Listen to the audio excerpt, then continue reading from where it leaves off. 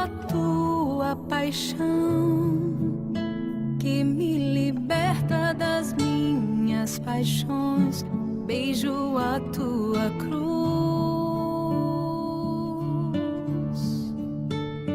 que condena e esmaga o pecado em mim. Beijo teus cravos, tuas mãos, que apagam o castigo do mal. Beijo tua ferida, que curou a ferida do meu coração. O Senhor esteja convosco. Proclamação do Evangelho de Jesus Cristo segundo João. Naquele tempo, Jesus chegou a uma cidade da Samaria chamada Sicar, perto do terreno que Jacó tinha dado a seu filho José. Era aí que ficava o poço de Jacó. Cansado da viagem, Jesus sentou-se junto ao poço. Era por volta do meio-dia. Chegou uma mulher da Samaria para tirar água. Jesus lhe disse: dá-me de beber. Os discípulos tinham ido à cidade para comprar alimentos. A mulher samaritana disse então a Jesus: como é que tu, sendo judeu, pedes de beber a mim, que sou uma mulher samaritana? De fato, os judeus não se dão com os samaritanos. Respondeu-lhe Jesus: se tu conhecesses o dom de Deus, e quem é que te pede dá-me de beber, tu mesmo lhe pedirias, e ele te daria água viva. A mulher disse a Jesus: Senhor, nem sequer tens balde e o poço é fundo. De onde vai tirar a água viva? Por acaso és maior do que o nosso pai Jacó, que nos deu o poço, que dele bebeu, como também seus filhos e seus animais? Respondeu Jesus: todo aquele que bebe desta água terá sede de novo. Mas quem beber da água que eu lhe darei, este nunca mais terá sede. E a água que eu lhe der se tornará nele uma fonte de água que jorra para a vida eterna. A mulher disse a Jesus: Senhor, dá-me desta água, para que eu não tenha mais sede e nem tenha de vir aqui para tirá-la. Disse-lhe Jesus: vai chamar teu marido e volta aqui. A mulher respondeu: eu não tenho marido. Jesus disse: disseste bem que não tens marido, pois tiveste 5 maridos, e o que tens agora não é o teu marido. Nisto falaste a verdade. A mulher disse a Jesus: Senhor, vejo que és um profeta. Os nossos pais adoraram neste monte, mas vós dizeis que em Jerusalém é que se deve adorar. Disse-lhe Jesus: acredita-me, mulher, está chegando a hora em que nem neste monte, nem em Jerusalém adorareis o Pai. Vós adorais o que não conheceis. Nós adoramos o que conhecemos, pois a salvação vem dos judeus.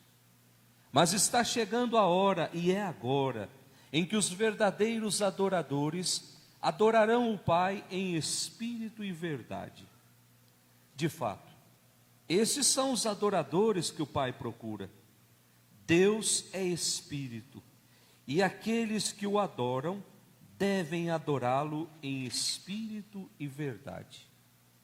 A mulher disse a Jesus: sei que o Messias, que se chama Cristo, vai chegar. Quando ele vier, vai nos fazer conhecer todas as coisas. Disse-lhe Jesus: sou eu que agora estou falando contigo. Nesse momento chegaram os discípulos e ficaram admirados de ver Jesus falando com a mulher. Mas ninguém perguntou: o que desejas? Ou por que falas com ela? Então a mulher deixou o seu cântaro e foi à cidade dizendo ao povo: vinde ver um homem que me disse tudo o que eu fiz. Será que ele não é o Cristo? O povo saiu da cidade e foi ao encontro de Jesus. Enquanto isso, os discípulos insistiam com Jesus: mestre, come. Jesus, porém, disse-lhes: eu tenho um alimento para comer que vós não conheceis. Os discípulos comentavam entre si: será que alguém trouxe alguma coisa para ele comer? Disse-lhe Jesus: o meu alimento é fazer a vontade daquele que me enviou e realizar a sua obra. Não dizeis vós: ainda 4 meses e aí vem a colheita? Pois eu vos digo: levantai os olhos e vede os campos, eles já estão dourados para a colheita. O ceifeiro já está recebendo o salário e recolhe o fruto para a vida eterna. Assim, o que semeia se alegra junto com o que colhe. Pois é verdade o provérbio que diz: um é o que semeia e o outro o que colhe. Eu vos enviei para colher aquilo que não trabalhastes. Outros trabalharam e vós entrastes no trabalho deles. Muitos samaritanos daquela cidade abraçaram a fé em Jesus por causa da palavra da mulher que testemunhava: ele me disse tudo o que eu fiz. Por isso, os samaritanos vieram ao encontro de Jesus e pediam que permanecesse com eles. Jesus permaneceu aí 2 dias. E muitos outros creram por causa da sua palavra. E disseram à mulher: já não cremos por causa das tuas palavras, pois nós mesmos ouvimos e sabemos que este é verdadeiramente o Salvador do mundo. Palavra da salvação. Hoje não fechei o vosso coração, mas ouvi a voz do Senhor. Hoje não fechei o vosso coração, mas ouvi a voz do Senhor. Podemos sentar. Caríssimos irmãos que nos acompanham ao vivo pelas redes sociais, nós chegamos ao domingo de número 3 da nossa caminhada, do nosso retiro de Quaresma. 3º domingo do tempo da Quaresma. E nesse 3º domingo é sempre bom a gente olhar um pouquinho para trás e perceber os domingos que nós já vivenciamos a palavra. Primeiro domingo, a palavra de Deus nos convidava à conversão, a comer o fruto da árvore da vida, a sermos dispensadores de vida. Domingo passado, a palavra de Deus nos convidava e dava-nos como exemplo Abraão, nos convidava a ouvir e a seguir com total confiança o projeto de Deus. Portanto, a escuta da palavra de Deus. É por isso que lá na quarta-feira de cinzas, quando o padre colocou as cinzas nas nossas cabeças, o que é que ele dizia? Convertei-vos e crede no Evangelho. Então nós precisamos entender bem o que é crer no Evangelho. Porque tem muita gente que acredita em Jesus, mas acredita no homem Jesus. Que há 2020 anos atrás passou por esta terra um homem muito bom que se chamava Jesus, que passou por essa terra fazendo bem. Isso é acreditar. Até o ateu acredita. Mas acreditar na perspectiva do Evangelho não é só acreditar num conjunto de verdades. Acreditar para nós cristãos é muito mais do que isso, é fazer a nossa opção por Jesus. Eu acredito que esse Jesus, que passou por esta terra, que gastou a sua vida por mim, ele abriu a possibilidade para que eu vá para o céu.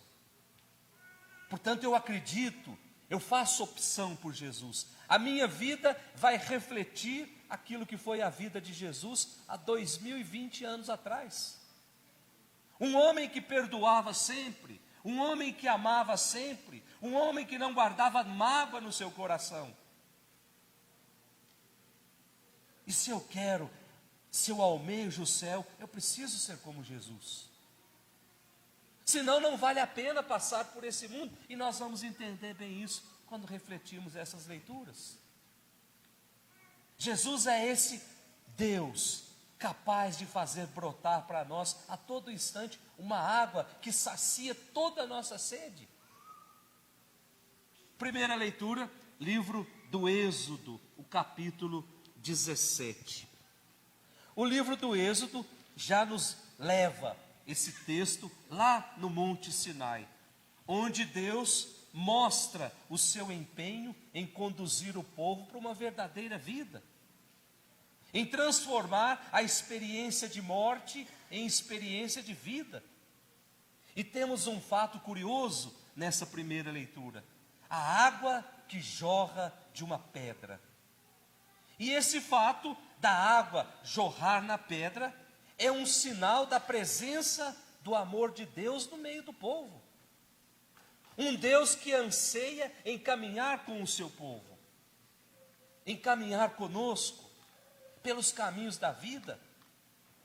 Só que muitas vezes nós somos egoístas, muitas vezes nós somos orgulhosos, nós nos acomodamos e a nossa relação com Deus se transforma naquela relação da criança que faz birra por qualquer coisa.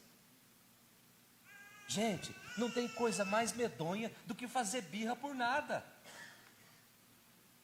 E muitas vezes a nossa relação com Deus é igualzinho. Basta acontecer qualquer coisinha na nossa vida, nós começamos a nos lamentar com Deus. Nós nos lamentamos com Deus a vida inteira pelas pedras e pelas feridas que o mundo foi fazendo em nós. E nós esquecemos muitas vezes que os tombos que nós levamos nessa vida, as amarguras que passamos nessa vida, não é castigo de Deus. Nós precisamos entender que faz parte da pedagogia de Deus, que nos leva a ir um pouco mais além, que nos leva a nos renovar, a nos amadurecer, a sermos menos orgulhosos. Mas não basta, basta uma pedrinha na nossa caminhada para abalar a nossa relação com Deus. Eu ouvi muito essa semana: por que é que Deus está permitindo que esse vírus tome conta do planeta inteiro? Portanto, basta uma pedrinha na nossa vida para abalar a nossa relação com Deus. Olha a última frase da primeira leitura: o Senhor está no meio de nós ou não? A última frase da primeira leitura. Olha só a ingratidão daquele povo. Depois de tantas provas do amor de Deus, eles ainda têm coragem de perguntar: o Senhor está conosco ou não está? Ainda não haviam feito a experiência de fé. E nós meditávamos alguns domingos atrás: o que de fato é fé? Será que a fé cai pronta do céu na nossa vida? E nós chegamos à conclusão que não. A fé são passos que eu vou dando a cada dia. Ninguém nasce com fé. Nós vamos aprendendo, nós vamos vivenciando, nós vamos estreitando a nossa relação com Deus e a fé em nós vai brotando. E quando essa fé brota, ela cria raízes tão profundas na nossa vida que não é qualquer ventania que nos derruba, que não é qualquer vírus que vai nos fazer perder a confiança em Deus. Portanto, a fé precisa ter raízes bem fundas no nosso coração. Caso contrário, qualquer vento vai nos derrubar. Lembra quando Jesus falava de João Batista? Um caniço agitado pelo vento. O que é uma cana? Senão algo que não tem tronco. É algo que se move de acordo com o vento. A nossa fé não pode ser um pé de cana. A nossa fé precisa ser uma árvore frondosa, uma árvore que nenhum vento consiga derrubar. Essa experiência, e aí de repente Deus faz com que a água brote do meio daquelas pedras. Mas é engraçado, gente, aquela água já estava no meio deles, só que não eram capazes de reconhecer, porque estavam o tempo todo murmurando contra Deus, por isso não conseguiam encontrar. Olha que coisa linda, gente. As graças e as bênçãos de Deus já estão no nosso meio. Aquele milagre que eu tanto preciso já está no nosso meio. Só que muitas vezes eu não acredito, muitas vezes eu duvido, portanto falta mais confiança em Deus. E aí São Paulo vem dizer na segunda leitura: quem confia em Deus não sai decepcionado nunca. A esperança não nos decepciona nunca. Então, se tem alguém decepcionado, se tem alguém com a relação abalada com Deus, olhe para São Paulo, olhe para essa segunda leitura, que ele vem dizer: confia. Nós podemos confiar nos homens, nós podemos confiar nas forças desse mundo, mas em Deus nós nunca vamos nos decepcionar. O mundo nos decepciona, amizades nos decepcionam, relacionamentos nos decepcionam, mas Deus não nos decepciona. E São Paulo vem dizer isso nessa segunda leitura. Quando a gente se aproxima de Deus, quando a gente cria uma amizade forte com Deus, aí nada nos decepciona, nada nos separa desse amor. O nosso evangelho de hoje, gente, o evangelho de São João, capítulo 4, é um evangelho longo, mas com uma história interessante. Fala do poço, lá na cidade de Sicar, que fica lá no centro da Palestina. Eu não sei se vocês sabem, mas já estudamos aqui, acho que o ano passado, que a Samaria era uma terra excluída pelos judeus. Nada que chegasse da Samaria prestava para os judeus. Portanto, o próprio Evangelho faz questão de dizer: judeus e samaritanos não se dão, ou seja, não combinam, e todas as vezes que se encontravam, saía faísca para todo lado. Mas de onde vem essa briga dos judeus e dos samaritanos? Aí a gente precisa entender um pouquinho da história de Israel. No ano 760 antes de Cristo, portanto, quase 800 anos antes de Jesus nascer, os assírios, eles conquistam a Samaria, ano 780 antes de Cristo. E ao conquistar a Samaria, os samaritanos começam a casar-se com os assírios, começam a construir família com os assírios. E os assírios eram povos que eram tidos como pagãos pelos judeus. Então, casando com um assírio, os meus filhos vão ser pagãos. E isso foi crescendo, crescendo, crescendo. Nós podemos constatar essa história lá no livro dos Reis, no capítulo 17, versículo 29.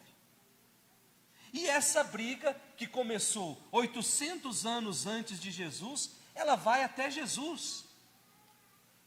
E a rivalidade era tão grande, que quando começou a construir o templo de Jerusalém, os samaritanos queriam contribuir com a construção do templo.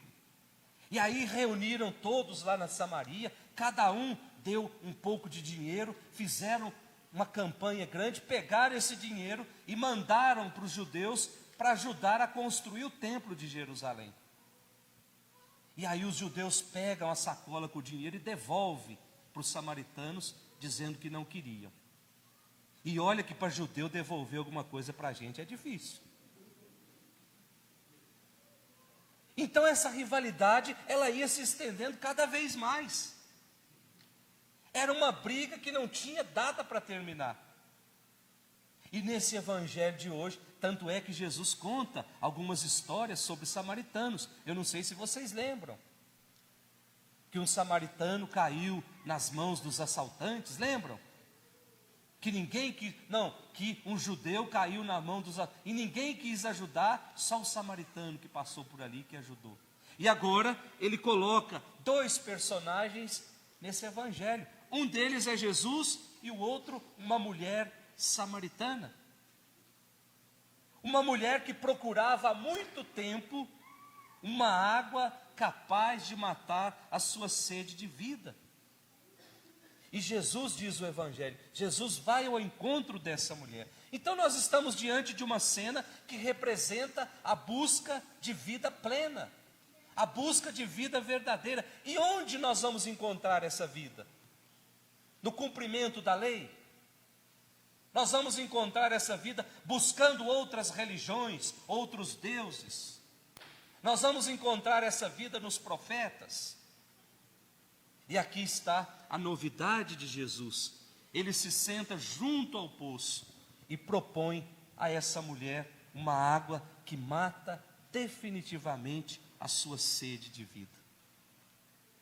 Ou seja, a partir daquele momento Jesus está dizendo assim: eu sou o novo poço. Você não precisa vir aqui buscar a água. Eu sou o poço que é capaz de saciar a sua sede. Portanto, faça a opção por mim. Acreditar em Jesus é fazer opção por Ele. E aí tem todo o desenrolar da história. Essa água que Jesus quer oferecer a essa mulher. Aí o próprio Evangelho de João vem dizer mais adiante que esta água é a água do Espírito. Quem não nascer da água e do Espírito não pode entrar no reino de Deus. Então esse Espírito, uma vez acolhido no coração do homem, é capaz de transformar o homem, é capaz de renovar o homem, é capaz de torná-lo capaz de amar a Deus e, sobretudo, amar o próximo. Portanto, a partir desse momento, a única coisa que vale na nossa vida é a vida do Espírito, que enche os corações de todos, sem distinção. E aí tem um dado importante nesse evangelho. Eu não sei se vocês foram capazes de ver que, de repente, aquela mulher, depois de dialogar com Jesus, depois de dizer para Jesus: mas o senhor não tem nenhum balde, como é que o senhor vai entrar lá para tirar essa água? E aí Jesus vem dizer: eu sou essa água. E aí aquela mulher deixa o seu balde ali do lado. Não fala balde no evangelho, fala cântaro. Deixa o seu cântaro ali do lado e vai correndo para a cidade. E aí Jesus pergunta: vai lá chamar teu marido. E aí tem a surpresa, né? Ela havia casado 5 vezes. Até parecia a Gretchen, né? Havia casado 5 vezes. E aí Jesus fala para ela: nisso você falou a verdade. Você casou 5 vezes e esse que você está vivendo agora não é o seu marido. E aí aquela mulher começa a confiar em Jesus. Começa a falar para os outros: olha, eu encontrei uma pessoa que parece que é o Messias, porque ele está falando coisas lá da minha vida. E aí ela deixa ali aquele cântaro, aquele balde, e vai até a cidade para anunciar isso. Então nós vamos nos ater um pouquinho a esse balde, a esse cântaro, que era o lugar onde ela era a segurança daquela mulher. Ela ia lá buscar aquela água, mas ela tinha que levar esse cântaro, ela tinha que levar esse balde, senão ela não conseguia. E aquele balde vinha cheio, mas secava rapidamente, porque ela consumia aquela água. E ao deixar este balde, este cântaro junto de Jesus, aquela mulher estava dentro do coração dela, já estava cravado: eu não preciso mais de um recipiente para guardar uma água que se acaba. Agora o lugar onde eu vou guardar essa água é o meu coração. Portanto, é o meu coração que precisa ser repleto dessa água. É o meu coração que precisa ser repleto dessa fonte de água viva. Aquilo que eu guardo fora do meu coração vai acabar, porque o mundo vai colocando coisas ali que vai fazer com que diminua. mas aquilo que eu guardo com Jesus no meu coração é a certeza de que vai ficar para sempre. Vamos pedir para Deus essa graça, gente. Vamos tomar posse dessa certeza. Só em Jesus eu posso me saciar de toda sede. Sede de amor, sede de justiça, sede de solidariedade. Que o Espírito Santo, essa luz que vem do alto, nos explique todas essas palavras. Em nome do Pai, do Filho e do Espírito Santo.